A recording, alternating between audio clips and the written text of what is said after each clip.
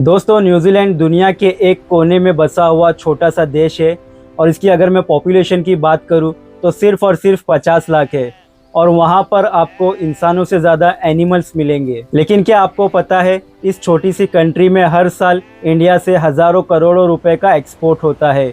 और सबसे शॉकिंग बात यह है कि कुछ प्रोडक्ट ऐसे हैं जो सिर्फ और सिर्फ इंडिया में ही बनते हैं।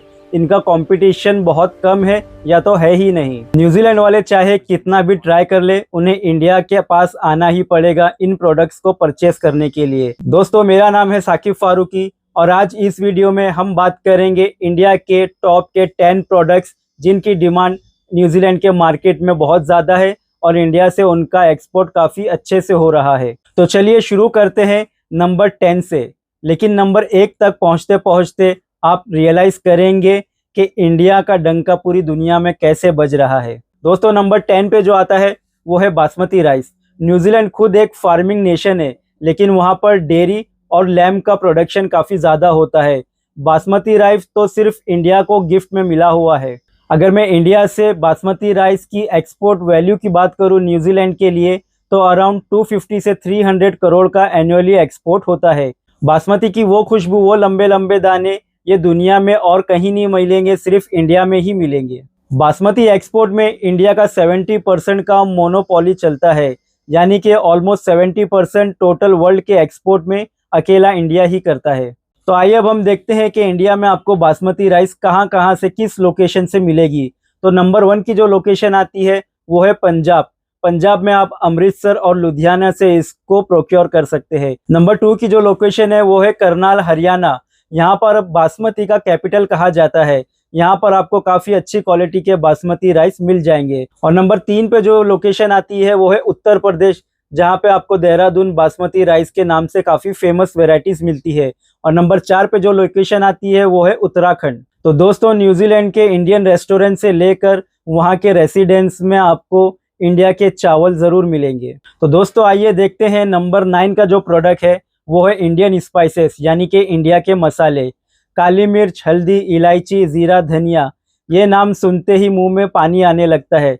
लेकिन न्यूजीलैंड में भी ये चीज़ें मस्ट है खाने पकाने के लिए, और वहाँ ये इंडिया से ही आते हैं प्रोडक्ट्स। अगर मैं इंडिया से न्यूजीलैंड स्पाइसेस एक्सपोर्ट के टर्नओवर की बात करूँ तो अराउंड 200 करोड़ का मार्केट है। दोस्तों, इंडिया वर्ल्ड का नंबर 1 का स्पाइसेस का एक्सपोर्टर है।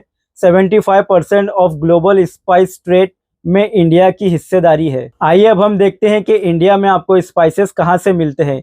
काली मिर्च और इलायची आपको केरला के डिस्ट्रिक्ट इडुक्की से मिल जाएंगे। स्पाइसेस गार्डन ऑफ इंडिया भी कहा जाता है। अगर मैं हल्दी की बात करूं तो आपको आंध्र प्रदेश, तेलंगाना और महाराष्ट्र से भी मिल जाएगा। और अगर मैं ज़ीरा की बात करूं तो आपको राजस्थान में जोधपुर और बाड़मेर एरिया से आपको ईजिली मिल जाएगा। और अगर आपको धनिया चाहिए तो मध्य प्रदेश और राजस्थान से आप इजीली इसको सोर्स कर सकते हैं। आइए दोस्तों, अब हम देखते हैं नंबर 8 का प्रोडक्ट जो है रेडीमेड गारमेंट एंड टेक्सटाइल। दोस्तों, न्यूजीलैंड की पॉपुलेशन भले ही छोटी हो, लेकिन फैशन के बहुत शौकीन लोग हैं, क्योंकि उनका परचेजिंग पावर काफ़ी अच्छा है। अगर मैं रेडीमेड गारमेंट के एक्सपोर्ट वैल्यू की बात करूँ तो अराउंड 300 से 400 करोड़ का एनुअली एक्सपोर्ट इंडिया से न्यूजीलैंड को होता है। अब रेडीमेड गारमेंट में कौन कौन से प्रोडक्ट एक्सपोर्ट होते हैं, तो इसमें नंबर 1 पे जो आता है वो है कॉटन टी शर्ट, नंबर 2 पे जो आता है जीन्स, और नंबर 3 पे जो आता है एथनिक वेयर। ये प्रोडक्ट काफ़ी हाई डिमांड में है और इंडिया से अच्छे से एक्सपोर्ट हो रहे हैं। आइए अब देखते हैं इंडिया में आपको रेडीमेड गारमेंट्स कहाँ से मिलेगा। तो आप तमिलनाडु से, गुजरात से, पंजाब और महाराष्ट्र से सोर्स कर सकते हैं। आइए दोस्तों, अब हम देखते हैं नंबर 7 का प्रोडक्ट जो है leather goods, bags, shoes, belt, wallet. New Zealand में जो लेदर प्रोडक्ट्स बिकती है उनका एक बड़ा हिस्सा इंडिया से एक्सपोर्ट होता है। इन प्रोडक्ट्स की एक्सपोर्ट वैल्यू जो आती है ईयरली, वो अराउंड 120 से 150 करोड़ तक की होती है। इंडिया वर्ल्ड का second largest leather good exporter है। ग्लोबल लेदर एक्सपोर्ट में इंडिया का अराउंड 10 से 12% तक का शेयर है। आइए अब हम देखते हैं कि इंडिया में हमें लेदर्स कहाँ से मिल सकता है। तो नंबर 1 की जो लोकेशन है वो है यूपी। यहाँ पर आपको बेस्ट क्वालिटी का, एक्सपोर्ट क्वालिटी का लेदर इजीली मिल जाएगा। नंबर 2 पे जो लोकेशन आती है वो है तमिलनाडु। तमिलनाडु में भी आपको काफ़ी अच्छे क्वालिटी का लेदर मिल जाएगा। और नंबर 3 पे जो लोकेशन आती है वो है वेस्ट बंगाल। आप लेदर को यहाँ से भी सोर्स कर सकते हैं, ये मार्केट लेदर एसेसरीज के लिए काफ़ी अच्छा है। आइए अब हम देखते हैं नंबर 6 का प्रोडक्ट, जो कि इंजीनियरिंग गुड्स और इंडस्ट्रियल मशीनरी, जैसे कि auto parts, industrial pump, valves, tool, ये सब न्यूजीलैंड को इंडिया से ही एक्सपोर्ट होता है। और अगर मैं इसकी सालाना एक्सपोर्ट वैल्यू की बात करूं तो ये लगभग 400 से 500 करोड़ का एनुअली एक्सपोर्ट होता है। अब आपको ये प्रोडक्ट्स कहाँ से मिलेंगे इंडिया में, हम वो देखते हैं। तो आपको महाराष्ट्र में ऑटो कंपोनेंट मिल जाएंगे, जो कि एक बहुत बड़ा हब है। उसके बाद आपको गुजरात के राजकोट में pumps, valve, engineering tool easily मिल जाएंगे। उसके बाद आपको तमिलनाडु के कोयम्बटूर में पंप्स और मोटर इजीली मिल जाएंगे। और पंजाब के लुधियाना में बाईसाइकिल और ऑटो पार्ट्स के आपको काफ़ी सारे प्रोडक्ट मिल जाएंगे। आइए दोस्तों, अब हम आगे बढ़ते हैं अपने प्रोडक्ट नंबर 5 की तरफ, जो कि है केमिकल्स और dye. Textile dyeing, paint manufacturing, agriculture, pesticide, इन सब में काम आने वाले केमिकल्स का एक बहुत बड़ा हिस्सा इंडिया से ही जाता है न्यूजीलैंड को। और अगर मैं इसकी एक्सपोर्ट वैल्यू की बात करूं तो लगभग 200 से 250 करोड़ तक का एनुअली एक्सपोर्ट होता है। अब ये केमिकल्स आपको इंडिया में कहाँ से मिलेंगे, तो इनको आप गुजरात के अंकलेश्वर में से भी सोर्स कर सकते हैं या वापी से भी सोर्स कर सकते हैं। उसके बाद आप महाराष्ट्र में बेलापुर, ठाणे साइड से भी इसको सोर्स कर सकते हैं।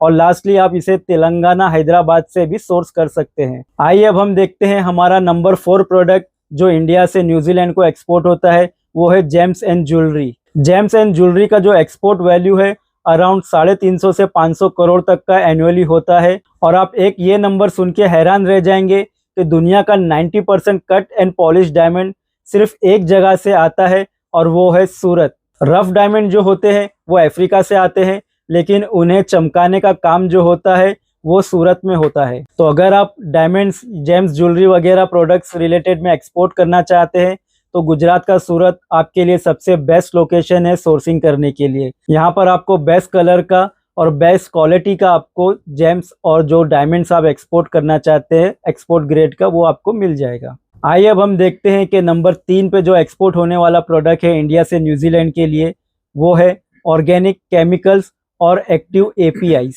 दोस्तों, ये वो रॉ मटेरियल्स है जिनसे दवाइयाँ बनती है, और न्यूजीलैंड की फार्मास्यूटिकल्स कंपनीज भी इंडिया पे ही डिपेंड है, जिसकी एक्सपोर्ट वैल्यू की अगर मैं बात करूं तो लगभग 300 से 400 करोड़ एनुअली यहां से एक्सपोर्ट होता है। दोस्तों, इंडिया वर्ल्ड का लार्जेस्ट एपीआई एक्सपोर्टर है। ग्लोबल एपीआई मार्केट में इंडिया का शेयर अराउंड 20 से 25% है। चाइना के बाद सिर्फ इंडिया ही इस लेवल तक एक्सपोर्ट करता है। अब आपको ये रॉ मटेरियल्स इंडिया में कहाँ से मिलेगी, तो आप इनको जो सोर्स कर सकते हो वो है तेलंगाना से, जो कि एक बहुत बड़ा हब है मेडिसिन का। उसके बाद आप इसे गुजरात से भी सोर्स कर सकते हो, और नंबर 3 पे आप इसे आंध्र प्रदेश से भी सोर्स कर सकते हो। तो चलिए दोस्तों, अब हम देखते हैं हमारा नंबर 2 का प्रोडक्ट, जो कि है फार्मास्यूटिकल्स, मेडिसिन और वैक्सीन।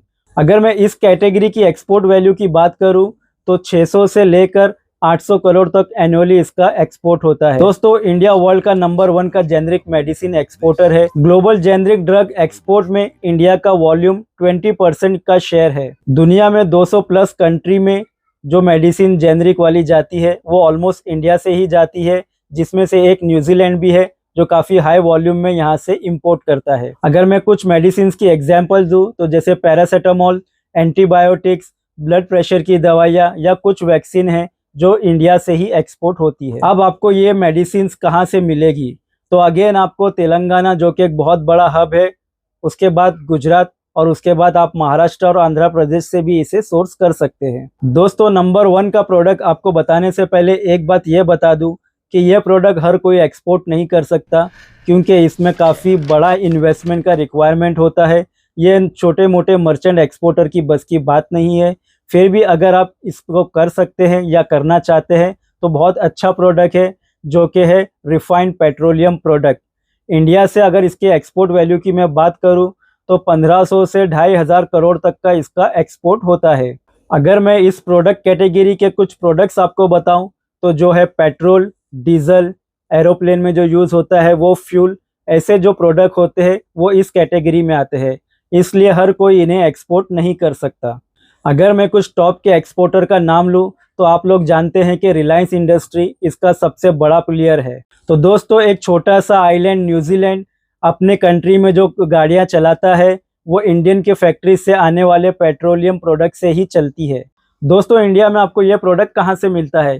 तो जो सबसे बड़ा इंडिया में हब है जामनगर, जो कि गुजरात में आता है, जहाँ पर आपको वर्ल्ड लार्जेस्ट रिफाइनरीज मिलेगी, जैसे कि रिलायंस इंडस्ट्री। केरला के कोची में आपको BPCL की रिफाइनरी मिलेगी और तमिलनाडु के चेन्नई में चेन्नई पेट्रोलियम कॉरपोरेशन कंपनी का रिफाइनरी मिलेगा। ये एक गवर्नमेंट कंपनी है, तो आप इसको ध्यान में रखिएगा।